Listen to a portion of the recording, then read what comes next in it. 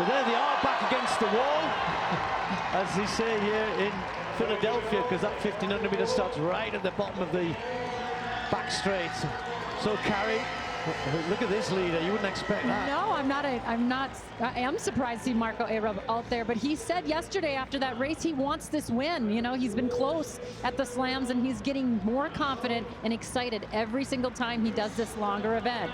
But Yair Nuguse always finding himself up in there, right close to that lead. But Cole Hocker, okay, here we go. This is the guy that we know. He's probably sick of where he's been finishing, and he wants to be up front.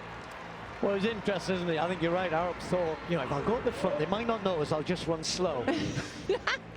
Marco, they've noticed. Here goes Hocker. Nuguse follows. Howie is there. Kessler just tucked on the inside. Then Elliott, Josh Kerr right at the back. Not interested at this point. Sam Chappell alongside him in the dark strip. Coming through. That was not a particularly fast first 400 meters, but it wasn't slow. 57-ish, something like that. And that's a decent pace. So Hocker has got different tactics here.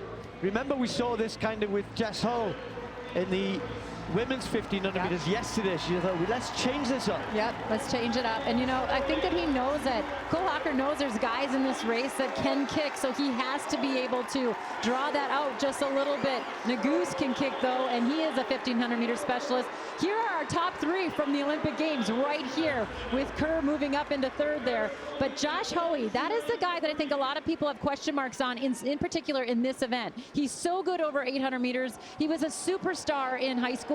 Everyone here in Philly knows him. He's had some coaching changes, I think 5 coaching changes. He's been through a lot, but I think a lot of people are wondering, what can that man do? Look at Marco Arub, though, answering every little surge, every little move.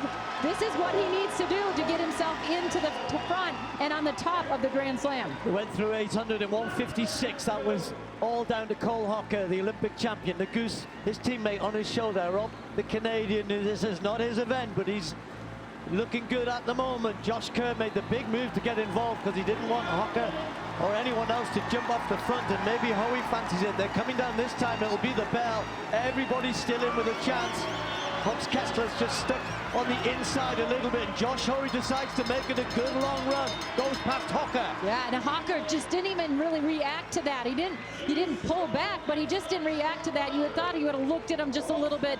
He's starting to try to get out, but look at Nuguse right there. Looks like he's got a little bit of, I don't know, some kind of discomfort on his face. Or Marco Arub way out on the outside lane. Look at this, the Canadian, the 800 meter runner, has taken it to the 1500 guys. One Youngyi did it in Kingston, the Olympic 800 meter champion. This is the man who finished second to him, and he's got the 1500 guys trailing in his wake. Can he be strong enough? Arrow looks brilliant here. Here comes Josh Kerr. Here comes Josh Hoey. Here comes Cole Hocker. They all want to get in front of him. Hocker's got it at the moment. Josh Kerr, though, has got the momentum. Josh Kerr is going to take it again. Josh Kerr wins the 1500 meters.